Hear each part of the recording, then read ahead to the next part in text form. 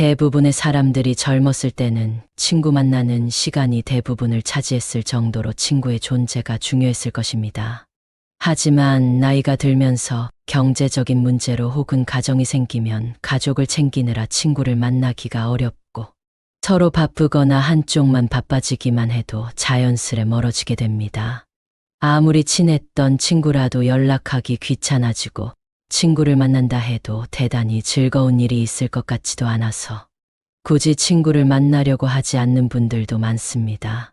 젊었을 때는 친했던 친구라도 중장년이 되고 나서부터는 만나면 뭔가 불편함, 어색함, 지루함이 느껴지는 상대일수록 급속하게 멀어지다가 자연스레 관계가 끊기게 되는 경우 또한 많습니다.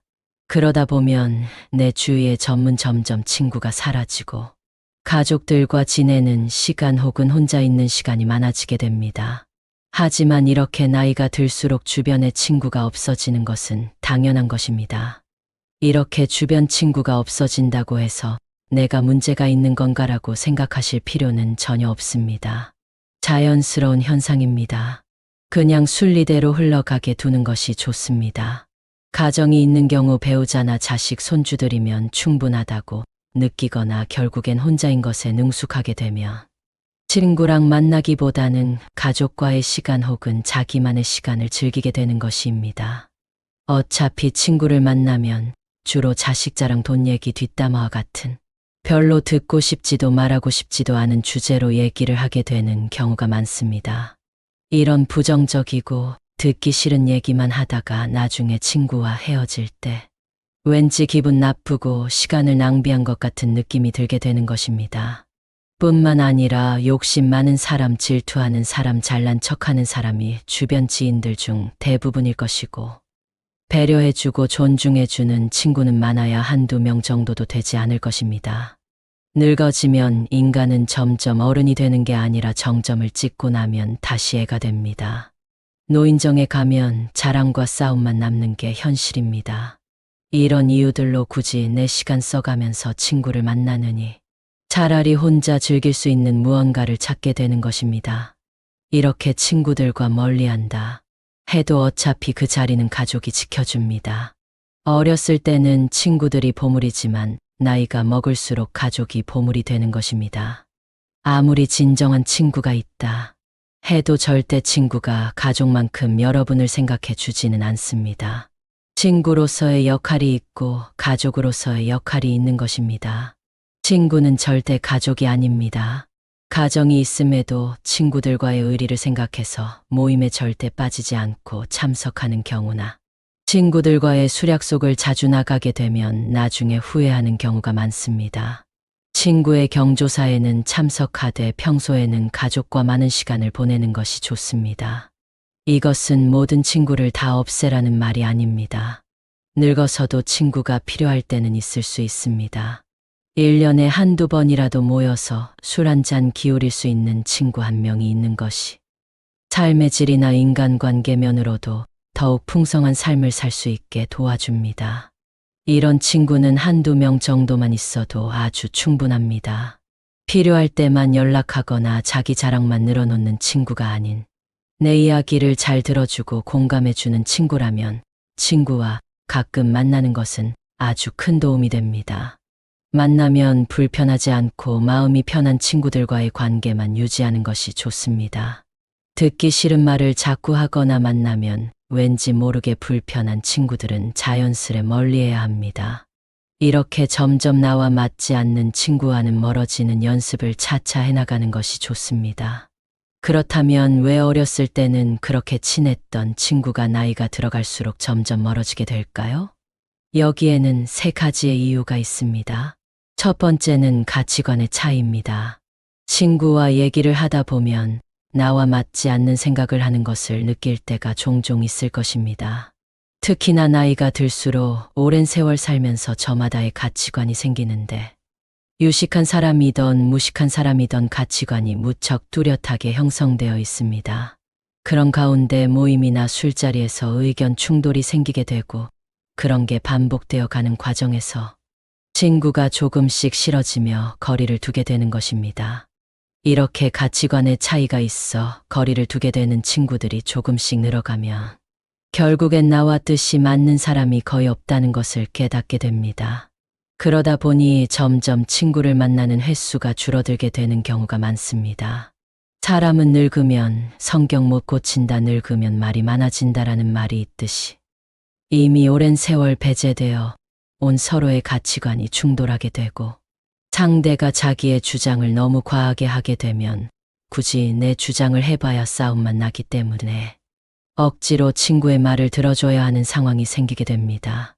이런 식의 만남을 반복해봐야 내 의견을 자제하느라 속만 답답할 뿐이기에 모임이나 만남에 별로 아쉬워지지 않는 그런 상태가 되는 것입니다. 즉 혼자가 편한 상태가 되는 것이죠. 사실 나이를 먹다 보면 친구로 지낸 기간보다 가치관이 잘 맞는지를 더 중요시하게 됩니다. 오래된 친구라고 기간 자체에 엄청난 의미를 부여하지 않고 친구된 지 얼마 안 됐다고 가벼운 인간관계라고 생각하지 않는 것이 좋습니다. 이렇듯 알게 된 기간보다는 나와 가치관이 맞는 사람인지 갈등이 있어도 대화로 잘 풀어나갈 수 있는지 판단하는 것이 중요합니다. 이렇게 보면 나이 들어서 사귀는 사람이 오히려 더 잘 맞을 수도 있습니다. 현재 환경에서 만난 사람이 비슷한 가치관을 가질 확률이 크기 때문입니다. 하지만 이렇게 오래 알던 친구의 가치관이 달라졌다고 해서 상대를 욕할 필요도 전혀 없습니다. 누구나 나이가 들어갈수록 자기만의 가치관이 생기기 마련이고 누가 맞다, 틀리다를 말하는 것은 없는 것입니다. 그저 다른 것일 뿐이고 다르기 때문에 멀어지는 것 또한 자연스럽게 받아들여야 합니다. 멀어지는 인연에 두려워할 필요가 없습니다. 또한 성숙함의 정도에 따라 멀어질 수도 있습니다. 나는 이만큼 성장했는데 가끔 친구가 말하는 것을 들어보면 왜 이렇게 미성숙하게 행동할까라는 생각이 드는 경우가 있을 것입니다. 특히나 나이를 먹고도 다른 사람을 시샘하고 시기 질투하면서 뒤에서 험담하는 것을 보면 상대가 추해 보일 수 있습니다. 또한 자기가 불행하다고 남까지 자기 수준으로 불행해지기를 바라는 모습들을 보면 나이값을 참 못한다는 생각이 들기도 합니다. 이런 사람과 관계를 끝맺음에는 망설임이 없어야 합니다. 친구와 멀어지는 두 번째 이유는 생활 환경의 변화입니다. 세월이 흐른 만큼 각자가 사는 환경이 크게 달라집니다. 나이가 들어갈수록 자식이 있는 친구와 자식이 없는 친구, 성공한 친구와 가난한 친구, 수도권에 사는 친구와 지방에 사는 친구로 나뉘는 등 생활 환경이 점점 변화하게 됩니다. 결혼한 친구들은 결혼 생활에 대한 관심이 많을 테니 그와 관련한 얘기를 하고 싶은데 만약에 결혼하지 않은 친구를 만나게 되면 할 얘기가 줄어들고 오히려 아직 결혼을 못한 친구의 눈치를 보게 되는 경우가 있습니다. 성공한 사람도 마찬가지로 가난한 친구를 만났을 때 괜히 상처가 되지 않을까? 눈치를 보게 되고 서로가 가지고 있는 지식들도 다를 것이기 때문에 대화하기가 쉽지 않게 됩니다. 이렇듯 공통된 관심사가 달라지면 어렸을 때와는 다르게 대화할 거리가 많이 줄어들게 됩니다. 그리고 사는 곳이 서로 멀게 되면 자연스럽게 몸이 멀어지고 몸이 멀어지면 마음도 멀어지게 됩니다. 뿐만 아니라 만약 나는 이제 건강을 생각해 술을 끊고 등산이나 자전거 등 취미 생활을 하는데 친구는 운동도 안 하고 술만 마시자고 하게 되면 자연스럽게 관계가 멀어지게 되는 것입니다. 이렇듯 가정의 유무, 경제적 차이, 사는 위치, 각자 가지고 있는 취미 등이 다르면 관계가 오래가지 않게 됩니다. 세상이 변하면 친구의 개념도 변하게 됩니다. 내가 좋아하는 하는 것을 하면서 그곳에서 만난 사람들과 관심 있는 부분의 정보와 관심사를 나누며 하루하루를 보내는 일이 더욱 값진 것입니다. 이 모든 것은 자연스럽게 받아들이는 것이 좋습니다. 세 번째는 시간과 돈입니다. 일을 하고 아이들을 돌보고 내가 좋아하는 것들을 하면서 사는데도 시간이 빠듯합니다. 친구를 만나는 것이 더 좋다면 친구를 만나겠지만 대개 나이가 들수록 친구들과의 대화는 지루해지거나 언성이 높아지게 되는 경우가 많습니다. 그러니 나이가 들어갈수록 굳이 내 시간을 친구 만나는 것에 쓰지 않으려는 사람이 많아지는 것입니다. 나이가 들어가니 다른 사람에게 배려라는 이름으로 맞춰주면서 만나는 많은 모임들이 어느 날부터인가 피곤해지는 것을 느끼는 분들이 있을 것입니다. 이런 만남을 하나 둘 자르고 시간을 나를 위해 쓰는 것이 더 행복해지는 방법입니다. 돈의 경우에도 마찬가지입니다. 특히나 남성의 경우 친구와 만나면 보통 술을 마시게 되는데 여기에 들어가는 돈이 결코 작지 않습니다. 술 마시는데 들어가는 비용을 온전히 나와 내 가족을 위해 쓰는 것이 더 좋다고 느껴지게 되는 것입니다. 나이가 들어갈수록 또한 삶이 무한하지 않다고 느끼기 때문에 나에게 주어진 돈과 시간을 잘 아껴서 사용하게 됩니다. 이 소중한 자원들을 별로 즐겁지 않은 친구들과의 만남을 위해 쓰려고 하지 않게 되는 것입니다. 이렇듯 친구와 멀어지는 이유는 다양하지만 이렇게 정리되는 관계는 자연의 순리이기 때문에 친구가 한 명도 없다 해도 전혀 기죽을 필요 없습니다. 오히려 이 시간을 내가 하고 싶었던 취미를 하는데 사용하고 혼자서도 잘 지내는 방법을 터득한다면 쓸데없는 인간관계에서 오는 스트레스로부터 멀어질 수 있습니다. 사실 친구에 대한 의견들은 분분합니다. 친구가 있어야 한다는 사람도 있고 필요 없다는 사람도 있지만 다 맞는 얘기입니다. 친구가 필요하고 필요 없고는 내가 어떻게 사느냐에 달려있는 것입니다. 혼자 노는 법을 터득하지 못한 사람들은 늘 외로움을 느껴 친구를 찾지만 혼자서도 잘 즐기는 방법을 터득한 사람은 친구나 가족이 없어도 씩씩하고 행복하게 하루하루를 잘 지냅니다.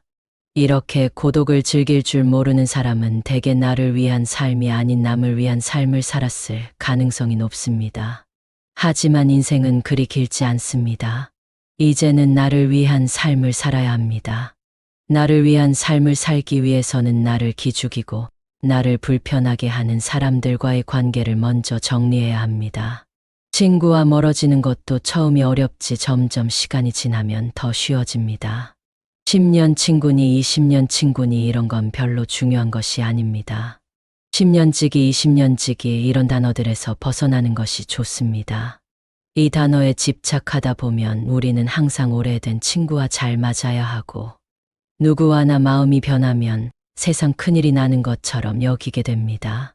이런 생각들이 오히려 나 자신에게 해가 됩니다. 내가 싫어하는 행동만 골라서 하는데 스트레스를 받으면서까지 관계를 유지할 필요가 없는 것입니다. 이렇게 정리해 나가다 보면 자연스레 결국에는 많아야 한두 명의 친구만 남게 됩니다. 물론 친구가 아예 없을 수도 있고요. 하지만 이것은 오히려 축복입니다. 좀 더 나다운 삶을 살 수 있는 기회입니다. 주변에 휘둘리지 않고 소신껏 인생을 살아가는 것이 좋은 방향입니다. 인연 따라 만났다 헤어지는 것이 바로 친구입니다. 우리는 친구가 없이도 행복하게 사는 법을 배워야 합니다. 친구 없이도 소소한 일상에서 행복을 느끼며 열심히 살아가는 것이 중요합니다. 그렇다면 이렇게 나이 들어도 혼자 잘 사는 사람들은 어떤 공통점이 있을까요? 첫째로, 이들은 남의 눈치를 보지 않습니다. 일단 여기서 가장 중요한 마음가짐은 내가 혼자가 되었을 때 남이 나를 문제 있는 사람이라고 여기면 어떡하지와 같은 걱정을 하지 않는 것입니다. 대개 혼자인 사람들 중에 이렇게 남의 시선을 의식해 억지로라도 친구를 만드는 사람이 있습니다. 하지만 이렇게 남을 의식하게 되면 마음에도 맞지 않고 만나면 불편한데도 사람을 만나게 되고 그런 곳 관계에서 오는 스트레스에서도 벗어날 수 없게 됩니다. 사실 남은 그렇게까지 나에게 관심을 갖지 않습니다. 혼자 지낸다고 해서 당신을 문제 있는 사람이라고 여기지도 않습니다. 그러니 괜한 걱정에서 벗어나 남의 눈치 보지 말고 내 인생을 살아가야 합니다. 두 번째는 고민을 오래 하지 않는 것입니다. 혼자서도 잘 사는 사람들은 대개 고민을 오래 하는 것이 별로 좋지 않아서 고민을 짧게만 합니다. 예를 들어 안 맞다 싶은 관계를 단칼에 끊어내거나 내가 하고 싶은 취미가 생기면 바로 시작하는 것입니다. 우리가 하는 걱정의 대부분은 실제로 일어나지 않습니다. 내가 이런 행동을 했을 때 나를 안 좋게 생각하면 어떡하지?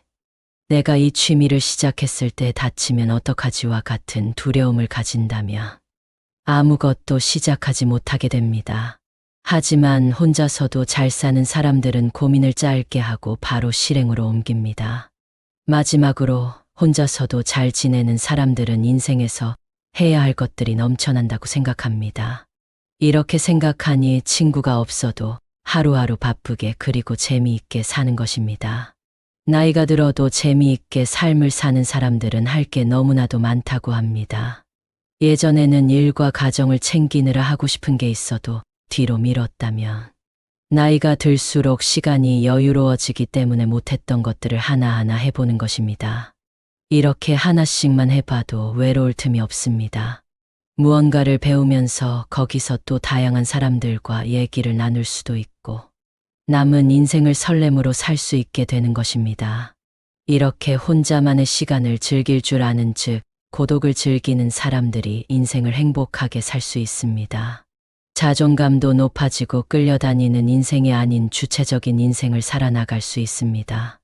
우리는 혼자여서 외로워하는 것이 아니라 혼자인 것에 감사해야 합니다. 산책을 하다 집 주변의 작은 공원에서 풀벌레의 소리가 들릴 때면 내 청력이 좋음에 감사하고 빛나는 햇살이 내 얼굴을 비출 때면 따스한 햇살을 느낄 수 있음에 감사하는 것입니다.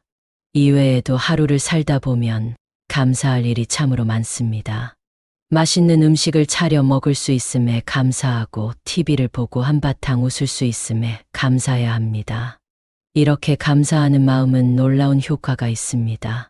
감사하는 마음을 갖는 습관은 스트레스를 줄여주고 우울증, 부정적인 감정에서 빨리 벗어나게끔 도와줍니다. 감사하는 마음을 습관으로 만들면 잠도 더 잘 오고 피로감이 낮아짐은 물론 심장 질환의 위험이 줄어든다는 연구 결과도 있습니다. 이렇게 감사하는 습관을 만드는 방법들이 있습니다. 첫째는 작은 것에서 감사함을 느끼는 것입니다. 감사하는 마음은 전혀 아낄 필요가 없습니다. 오늘 날씨가 화창한 것에 감사하고 내가 생각했던 것보다 음식이 맛있게 된 것에 감사해야 하는 등의 사소한 것들에 감사하는 일들을 찾으면 좋습니다. 두 번째는 명상을 하는 것입니다. 가만히 앉아 눈을 감고 오늘 있었던 일 중에서 감사할 만한 일 3가지 정도를 생각해 보는 것입니다. 이때 주의해야 할 것은 감사한 일을 떠올림과 동시에 그것을 감사했을 때 느껴지는 감정을 오롯이 느끼는 것입니다. 이렇게 직접적으로 시간을 내서 명상을 하게 되면 더더욱 감사의 효과가 극대화됩니다. 마지막으로 감사 일기를 쓰는 것입니다. 일기를 쓴다고 해서 거창하게 길게 쓸 필요는 없습니다. 오늘 하루 중 감사했던 것들 2-3가지 정도만 그냥 종이에 쓰는 것입니다. 핸드폰에 있는 메모장에 써도 좋습니다. 이렇듯 감사와 함께하는 삶을 살 수 있다면 삶의 질이 훨씬 올라갈 것입니다.